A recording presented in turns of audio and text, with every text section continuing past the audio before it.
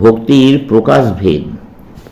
ভগবানের ভক্তি যতভাবে প্রকাশিত হয়, এখানে তার কয়েকটি আলোচিত হইতেছে। প্রথম, শ্রদ্ধা। লোকে মন্দির ও তীর্থস্থান সমূহের প্রতি এত শ্রদ্ধা সম্পন্ন কেন? এই সকল স্থানে ঈশ্বরের পূজা হয় বলিয়া, এই সকল স্থানে গেলে ঈশ্বরের ভাবের উদ্দীপনা হয় বলিয়া, এই সকল স্থানের সহিত ঈশ্বরের সত্তা জড়িত। সকল দেশেই লোকে ধর্মাচার্যগণের প্রতি এত শ্রদ্ধা সম্পন্ন কেন? তাঁরা সকলেই সেই এক ভগবানের মহিমায় প্রচার করেন। তাঁদের প্রতি শ্রদ্ধা সম্পন্ন হয় স্বাভাবিক। এই শ্রদ্ধার মূল ভালোবাসা। যাকে আমরা ভালোবাসি না, তাহার প্রতি শ্রদ্ধা সম্পন্ন হইতে পারি না। তারপর প্রীতি। ভগবত চিন্তায় সুখ বা আনন্দ অনুভব। ইন্দ্রিয়ের বিষয়ে মানুষ কি তীব্র আনন্দ অনুভব করিয়া থাকে। ইন্দ্রিয় সুখকর দ্রব্য লাভ করিতে মানুষ সর্বত্র ছুটিয়া যায়, মহা বিপদেরও সম্মুখীন হয়।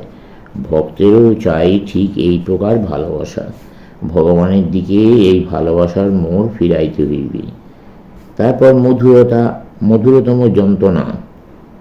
বিরহ, প্রেমাস্পদের অভাবজনিত মহা দুঃখ। এই দুঃখ জগতের সকল দুঃখের মধ্যে মধুর, অতি মধুর। ভগবানকে লাভ করিতে পারিলাম না, জীবনে একমাত্র প্রাপ্তব্য বস্তু পাইলাম না বলিয়া মানুষ যখন অতিশয় ব্যাকুল হয় এবং সেজন্য যন্ত্রণায় অস্থির ও উন্মত্ত হইয়া ওঠে, তখনই বুঝিতে হইবে ভক্তের বিরহ অবস্থা। মনের এই অবস্থা হইলে প্রেমাস্পদ ব্যতীত আর কিছু ভালো লাগে না। ইতর বিচিকিৎসা। পার্থিব প্রেমেও মাঝে মাঝে উন্মত্ত প্রেমিক প্রেমিকার মধ্যে এই বিরহ দেখা যায়। নরনারীর পরস্পরের মধ্যে প্রগাঢ় প্রণয় হইলে তাহারা যাহাদিগকে ভালোবাসে না, তাদের সান্নিধ্যে স্বভাবতেই একটু বিরক্তি বোধ করে। এইরূপে যখন পরাভক্তি হৃদয়ের প্রভাব বিস্তার করতে থাকে, তখন যে বস্তু, বিষয় ও ব্যক্তির সাধক ভালোবাসে না, সেগুলি তিনি সহ্য করিতে পারেন না। যখন ভগবান ব্যতীত অন্য বিষয়ে কথা বলাও ভক্তের পক্ষে বিরক্তিকর হইয়া পড়ে, তাঁর বিষয়ে কেবল তাঁর বিষয়ে চিন্তা করো, অন্য সকল কথা ত্যাগ করো। যাহারা শুধু ঈশ্বর সম্বন্ধে কথা বলেন, ভক্ত তাহাদিগকে বন্ধু বলিয়া মনে করে, কিন্তু যাহারা অন্য বিষয়ে কথা বলেন, তাহাদিগকে শত্রু বলিয়া মনে হয়। আরও এক উচ্চ অবস্থা আসে, যখন এই জীবন ধারণও শুধু প্রেমাস্পদের জন্য, উহা ব্যতীত এক মুহূর্তের জন্য জীবন ধারণ করা ভক্তের পক্ষে অসম্ভব বোধ হয়। এই অবস্থায় শাস্ত্রীয় নাম তদর্থ প্রাণস্থান। আর সেই প্রিয়তমের চিন্তায় হৃদয়ে বর্তমান থাকে বলিয়াই এই জীবন ধারণে সুখবোধ হয়।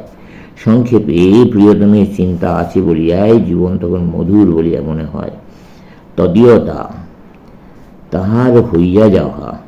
ভক্তিমতে সাধক যখন সিদ্ধাবস্থা প্রাপ্ত হন, তখন এই তদীয়তা আসে। তখন তিনি ভগবানের পাদস্পর্শ করিয়া ধন্য হন। তখন তার প্রকৃতি সম্পূর্ণরূপে পরিবর্তিত হইয়া যায়, বিশুদ্ধ হইয়া যায়। তখন তার জীবনের উদ্দেশ্য পূর্ণ হইয়া যায়। তথাপি অনেক ভক্ত কেবল ঈশ্বরের উপাসনার জন্য এই জীবন ধারণ করেন। এই জীবনে ইহাই তাহাদের একমাত্র সুখ, এটি তাহারা ছাড়িতে চান না। হে রাজন, হরির একাদশ মনোহর গুণরাশি যে, যাহারা আত্মায় পরম তৃপ্তি লাভ করিয়াছেন, যাহাদের হৃদয়গ্রন্থি ছিন্ন হইয়াছে, তাঁহারাও ভগবানকে নিষ্কামভাবে ভক্তি করিয়া থাকেন। এই ভগবানকে দেবগণ, মুমুক্ষু ও ব্রহ্মবাদীরা উপাসনা করিয়া থাকেন। যখন মানুষ নিজেকে একেবারে ভুলিয়া গিয়াছে, তখন এই তদীয়তা অবস্থা লাভ হয়।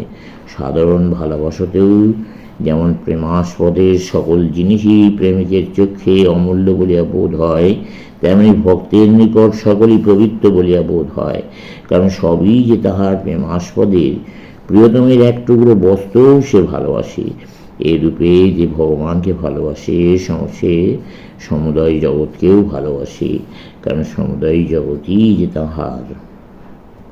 সমাপ্ত।